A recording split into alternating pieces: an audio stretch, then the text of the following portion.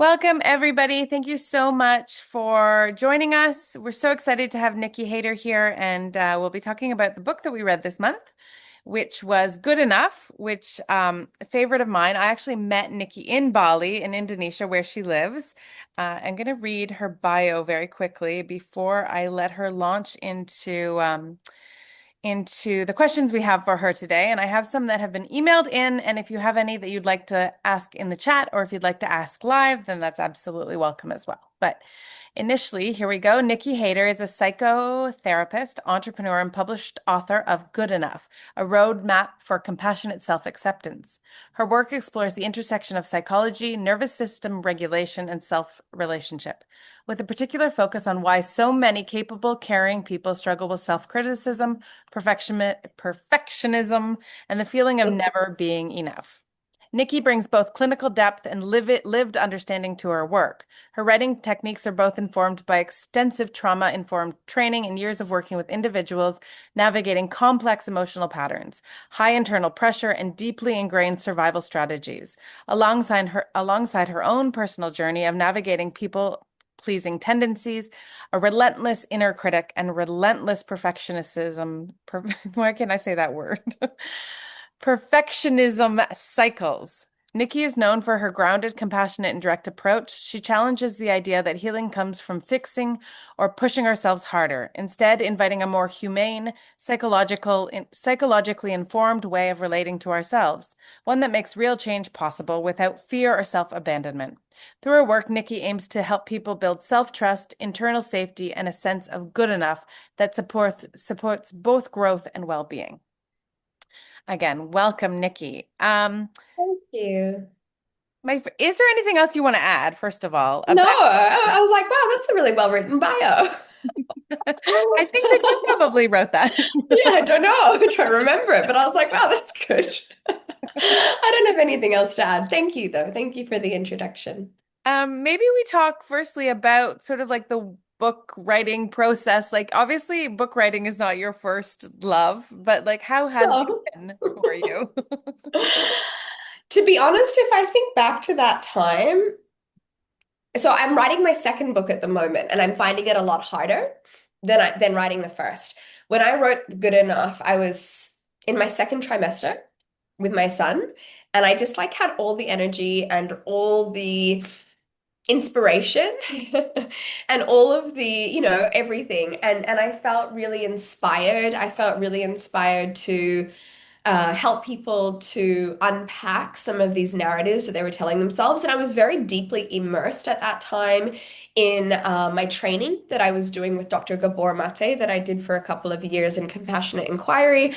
And so I was very like immersed in the topics of the book. So I actually found it easy to get the manuscript out, but then harder as we started editing it and it coming to publish.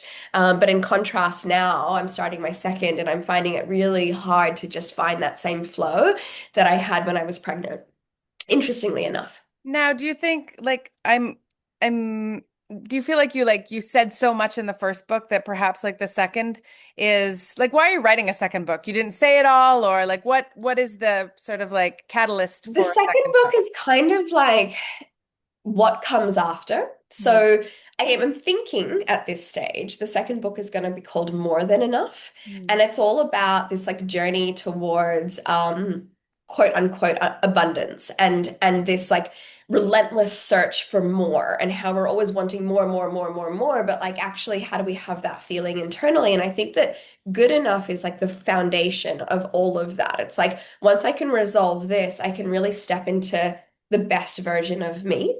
And I think that it's a beautiful segue from like one to the other. They could sit side by side. It's like the next phase. It's almost like I've done all the deep work.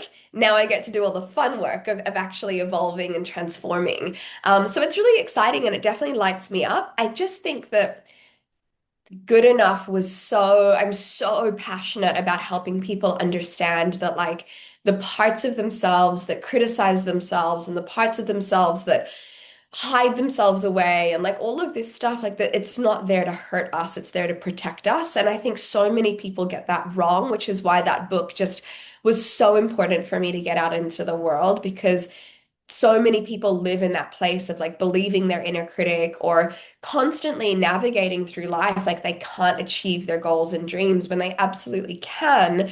And it's just once they can see that, oh, this is just a part of me that's trying to keep me safe, they can change the whole narrative. And I really, really wanted people to understand that. Good enough came out of your own experience with shame and belief that you weren't smart, lovable, or strong enough. What was that, the moment that you realized this is more than my personal journey? Like, this is something I have to share, like in book form?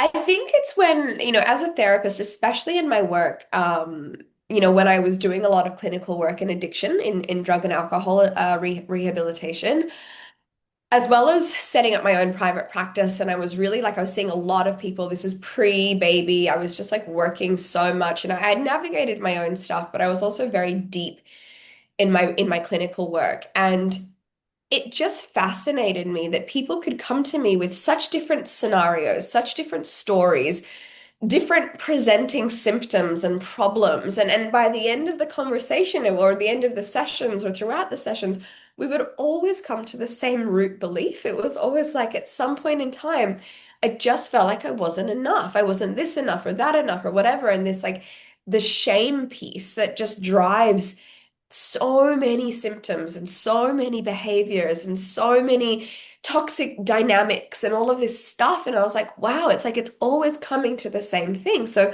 for me personally, I felt this sense of like, I'm not alone. Hmm. But then when I was working in the rehabilitation clinics, I facilitated the group therapy circles. Yeah. So then what I witnessed as well was that when someone in group situations like shares their not enoughness, it's amazing how quickly someone else is like, me too, me too, me too, me too. And that experience of me too, me too, me too creates this sense of safety and alleviates the shame. And I was like, wow, this is fascinating. Like, this is so cool that in our common humanity and in the vulnerability of being able to actually, share that, like, I feel like this as well. The darkness is brought to light, and we're like, oh my God, we're all just the same.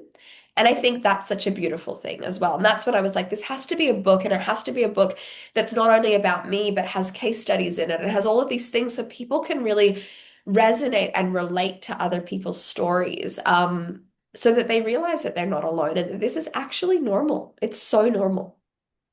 This is a selfish question, but now as a mother, is there anything, because it's so prevalent, like, is there anything that you do? I know you have a son, and is there anything that you do? Like, how can we safeguard this for our children? What is the answer here? Oh, I know. I get asked this question all the time.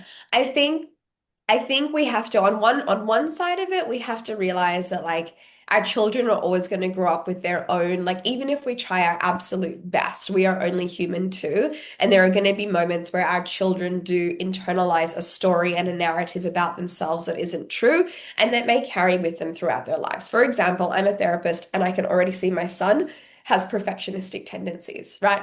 I can already see that. And sometimes I feel like, oh, what did I do wrong? And other times I'm like, you know what, the best I can do is support him through this with the tools that I have, and hopefully one day, he can go to his own therapist and figure this out, or I can help him or whatever.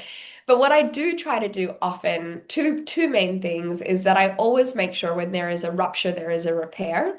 So we know that with trauma, like one of the biggest things or one of the biggest drivers for this like meaning that we make out of the situation, especially in childhood, is when a child is left alone with their story or they're left alone with a situation that they are unsure of. So whenever there is a rupture, if it's between me and him, my husband and him, or just a situation, I always make sure there is a repair, an understanding, a connection, and an opportunity to discuss it. Even when he was like 2 years old and just finding his words, it's like we're still talking, we're still like resolving these things. The second thing is that I always make sure that he knows that if we say something or something is said that, is taken out of context or he gets confused by, or something happens because my husband gets angry or whatever, I always say to him, we're not angry because we don't love you. Yeah. Like we love you always. We love you even when we're angry. But sometimes we're angry because we've asked you to do this 4 times and it feels frustrating for mummy and daddy. Or if I'm in a bad mood, I might be like, Bodhi, I need you to know that mummy's in a bad mood because she hasn't eaten and she's really hangry and I'm irritable and it has nothing to do with you. And I'm really sorry if you're picking up on my anger. It's got nothing to do with you. So I try to make sure, once again, as often as possible, that I'm letting him know that it's not about him because children are so egocentric. It's so easy for them to make it about themselves. Yeah. There's some liberation in what you said before. It's like no matter how hard we try, I mean, we can only do what we can do with the tools that we have. But it doesn't necessarily mean that everything is going to be perfect. No. No, absolutely not. And I think this is where one of the most beautiful tools that we can offer our children is that tool of compassion for our humanness. Like, I'm gonna get angry, I'm gonna make mistakes, you're gonna get angry, you're gonna make mistakes. Like, this is normal. This is what it means to be alive, what it means to be a human, and to have those moments of normalcy, I think is really important as well.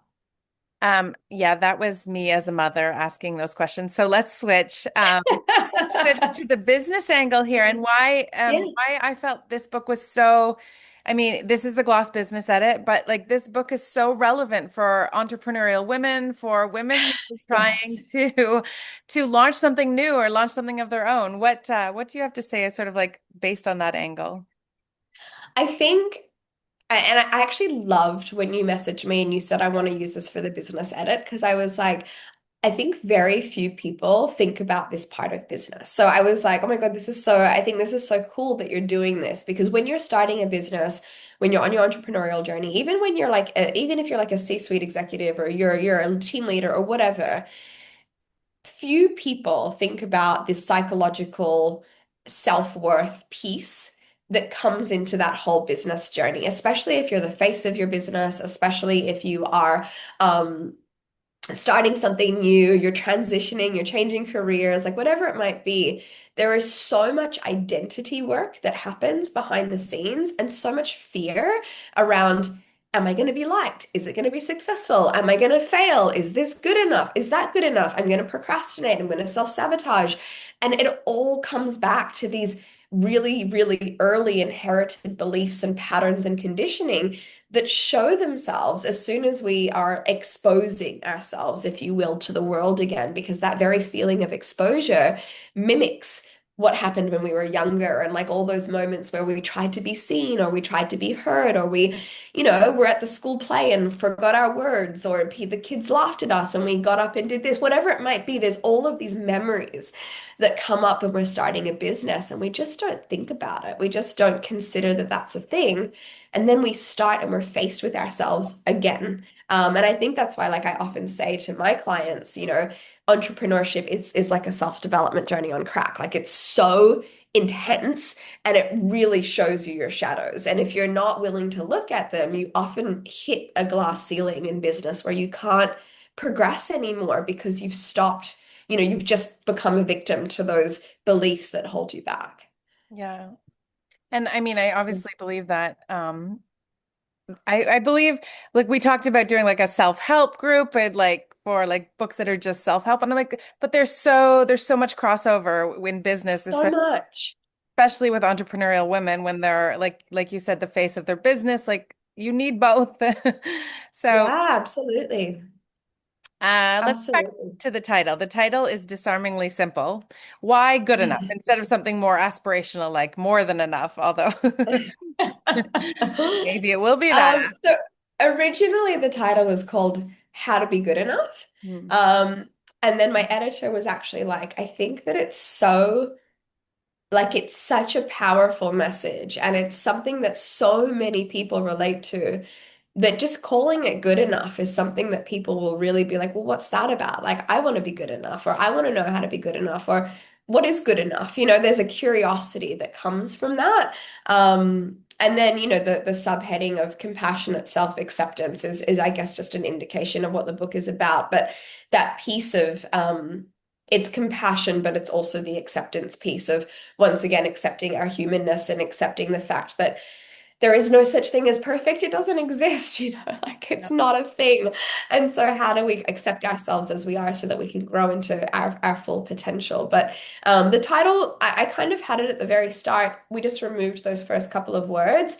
Um, and I feel like it was powerful just as it was. Yeah, I really, it's just what I hear all the time. Even now. Even now, I hear it all the time. I'm just not smart enough. I just don't know enough. I just don't think I'm good enough for this. It's just always, it comes out in so like multiple sentences, within the same session. Yeah. I think it's just so common. You've been a therapist and a coach for over a decade now. What did writing this book teach you that 1,000 client sessions hadn't? Um, I mean, I think this writing this book taught me patience.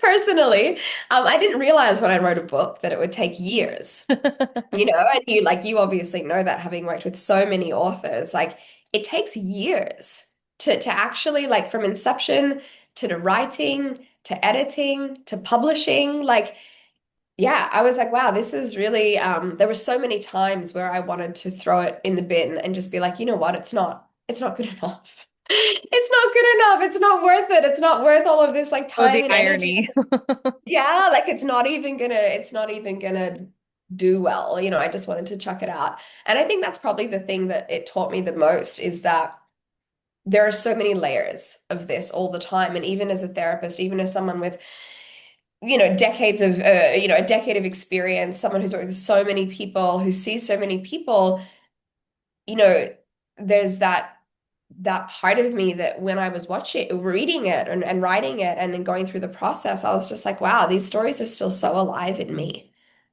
Like it's still so present in me. Like I'm writing all of this and I know all of this information. And despite knowing all of this information, I still want to throw this book in the bin.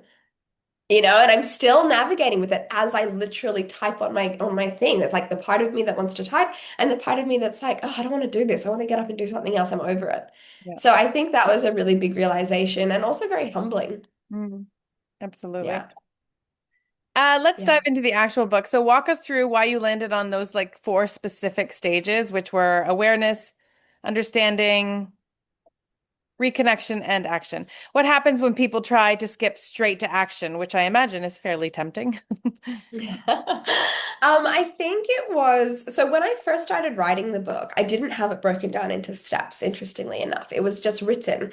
And as we were reviewing it, or as I was reviewing it, I was like, wow, this is a lot of information. Yeah. It feels like it's a lot to take in.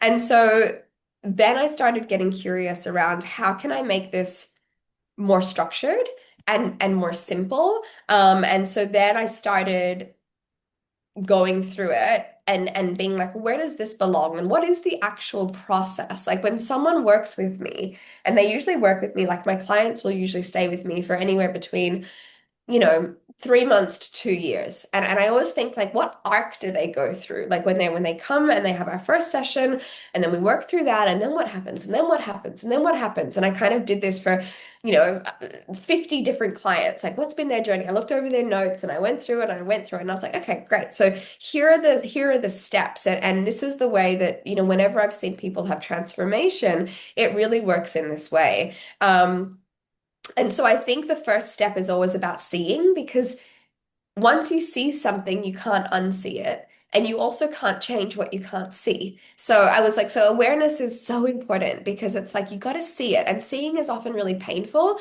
because we don't yet know what to do with it. Right. And that's why I think the first couple of steps of the book are the most challenging to navigate. I've had many people tell me that like it's taken them months to get through step one, like months, because Right. it's so triggering and it's so um challenging to see themselves and to see their life and to really understand like wow, this happened to me and this is the way that I interpreted it. Because a lot of people don't want to see. That's why we live in this space of avoidance and it's so easy to be there, but also it's incredibly dissatisfying. So that part is really hard. And then I think as you get halfway through the book, it becomes lighter and it becomes a lot easier. And it is like the journey of therapy. When you first see a therapist, it's like there's a lot of stuff and it's emotional and it feels really intense. But as you navigate through it and you start actually realizing and reconnecting to yourself and healing your inner child and learning new behaviors and setting boundaries and all of this stuff, you're like, wow, I can do it. And there's this like lightness to it. And I think that really comes out in the book as well. So if you try to jump into action without awareness or understanding, then you're kind of taking action on potentially the wrong things. So once again, you end up looping around in circles and you get frustrated. And at the same time, I want to share that if you don't get through the book and you only do awareness and understanding without action, you also feel incredibly frustrated because you end up seeing and not doing anything about it, which is a really hard place to be as well, because you're like, I know I need to change. I can see my patterns happening in front of me, and yet I keep sabotaging, or yet I keep procrastinating, or yet I keep avoiding. And I'm still stuck in this relationship, or I'm still not moving forward in my business, or I'm still not blah, blah, blah. I know what I need to do, but I'm not doing it. And that is a point where a lot of, especially in entrepreneurship, people get really frustrated and they often say, it's not working. And it's like, it's not that it's not working, it's that you're not taking the action, because the action is actually one of the hardest things to do as well, because it actually requires you to change a behavior. Going back to what you just said about people reading that first part and really struggling with it, like if someone is reading this book and notices sort of like heavy resistance in a particular chapter, what does that resistance usually mean? Usually it means that it's something that needs our attention, and that it needs our attention with tenderness. So I do want to say, if someone's watching this and they're reading the book and they are finding that it's really hard, it's like that. I think there's a Rumi quote that says, the crack is where the light comes in. It's really around this idea of whatever we resist persists. So there's that wound that we're not wanting to look at that's still silently dictating our lives. And also, even though it's hard, that's where the healing happens. Like go into it, because it's where like the greatest transformation can happen. But I say go through it or go into it with care. So it's very common that I tell people to navigate this book with a therapist, or with a coach, because there are so many exercises in it and so many activities and moments of self-reflection, like the journal questions and what have you, that it can be such a powerful tool to then like bring into your session with your coach. And be like, this came up for me when I was navigating this book and I want to work on it today. Or this is my intention because I noticed I was reading the book and it brought up a lot of resistance and I want to understand why. So using it as a portal into like deeper work with someone who can support you if it feels really emotional. That's such an interesting, because obviously we run the gloss and we do the content warnings for all of our books. And Yeah. like I'm right there with them. Like there are so many triggers, like child, like anything happening to a child, lots of people, anything happening to an animal, like they just do not want Yeah. it. But for me specifically, like when I'm triggered by like because I have two small children and like my worst obviously nightmare would be if something happened to them. So I Yeah. just don't want to read about it. But for me, there's definitely more layers to that. It's very nuanced. Yeah. So I literally cannot read about it. So um Yeah.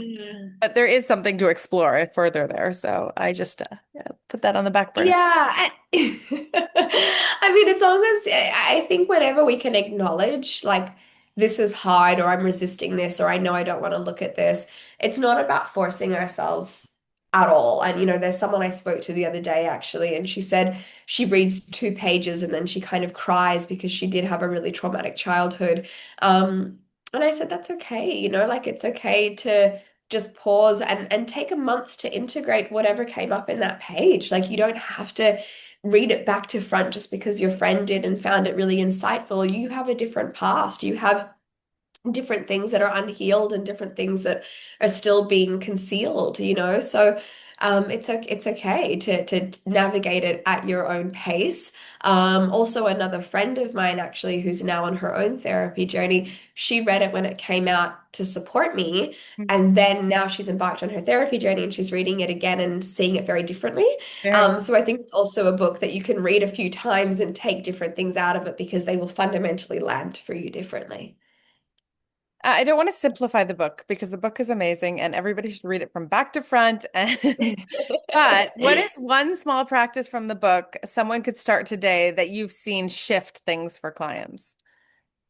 Um, I would say there is, where is it?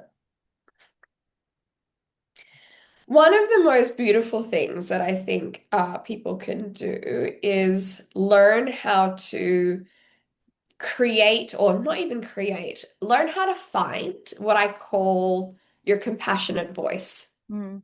So, all of us are so familiar with our inner critic, or we're so familiar with our shame story, but we're not familiar with the voice that we all have, that is the voice that we, use when we're giving advice to a best friend, or we use when we're soothing our own child. That voice exists within all of us. We all have that part of us, but it's not exercised enough that it doesn't come to the surface Mm. when our inner critic or when our inner child is there. It's like they then take over and hijack our brains, and there's no other rationale, or there's no higher self, if you will, that comes in to help to not only validate those other voices, but to like remind us of who we actually are as adults.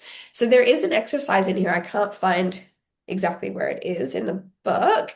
Um, but it's the exercise of the inner critic versus the compassionate self. So there's like a journaling practice where you learn, and you do this every day if you can. At the end of every day, you write down like what were some of the thoughts that really limited you today. So what were like some of the most critical things that you said to yourself? What shame stories arose? Like what should statements came up? What not good enough phrases arose? Write it all down on the left-hand side of one piece of paper, and then like have a cup of tea, or take 10 breaths, or change the color of your pen, and then come back to it and imagine that your best friend was saying those things to you, or imagine that your child was coming to you with that, or whatever, and write back.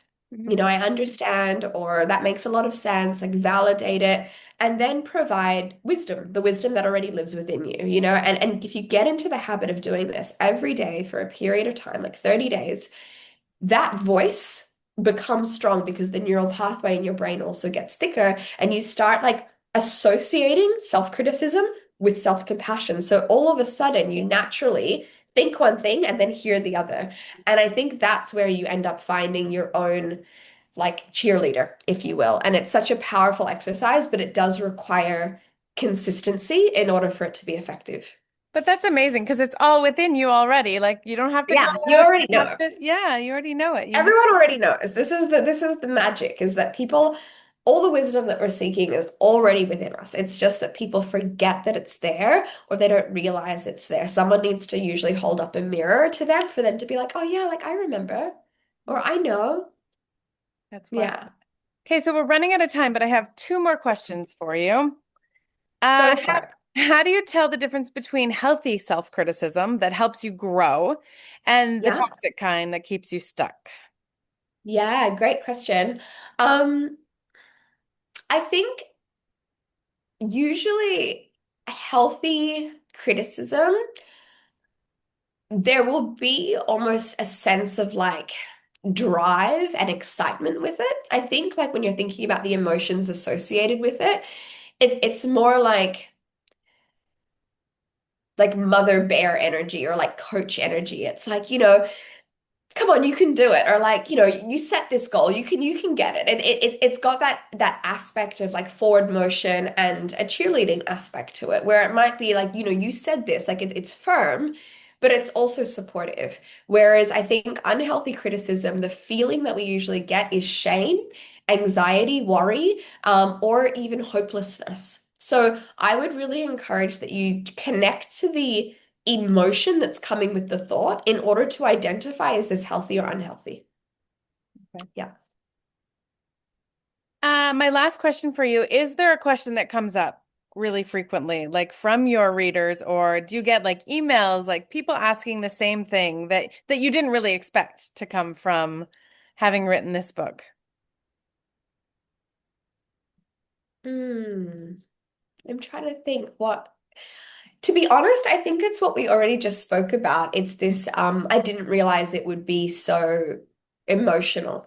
I Yeah. think that's like the biggest question, or not even a question. I think, yeah, like what do I do when I'm navigating this and emotions come up? Or like, how do I handle the fact that like it's bringing up a lot for me and what do I do about that? And my answer to that is just like what we said earlier, go slowly, honor your emotions, understand that it's usually what needs your attention, meet yourself with tenderness, um, seek support, therapist or coach to navigate through it with you. Take your time. I would say that's the most, yeah, the most common question that I get asked is like, how do I do this in a really safe and supportive way? And sorry, a last very quick question as a selfish question. Do we feel like, or do you feel specifically that these sentiments of being good enough really do stem from childhood, or is it something that like you could be raised completely like in a perfect situation, which of course doesn't happen, but then these are sentiments that like we get in adulthood? I mean, I think there is always, I think it always will come from childhood. Even if you're raised in the perfect environment, it will still come from your external environment. Sure. Like, so it'll always, just because of the way that a child's brain is so wired for attachment Yeah. and so wired for connection and acceptance, because on a very primal level, that's how we stay alive, right? If you think about animals, which we are, we're mammals, we still have that intuitive, instinctive desire to be a part of a pack in order to survive. If we get cast out, we die. So that feeling, that need to be liked, to be validated, whatever, it follows us everywhere. It's why we compare ourselves to others. It happens like even if you're creating the most wonderful environment at home, and then your child goes to school and someone says, your backpack's really small, my backpack's bigger than yours, and it's something as simple as that, Yeah. that child's like, oh, why don't I have a big backpack? Like, is something wrong with me that I don't have a big backpack? And it's so small, it's so insignificant. But it's these little things that are forming our sense of self-concept and our sense of self-identity. And then obviously, like, one thing can be much bigger than another. And for some people, it's more significant than others. And obviously, trauma and all of these things compound onto it. But I do think a lot of the foundation is laid in childhood. But then in adulthood, we're faced with other scenarios where yeah, the business that fails, like I had a business that failed and all of my stuff comes up, like you are stupid. Yeah. You aren't good enough. Like you did stuff it up, therefore you aren't smart enough. And I was like, shit, it's true. And all of the stuff in my adulthood made it real.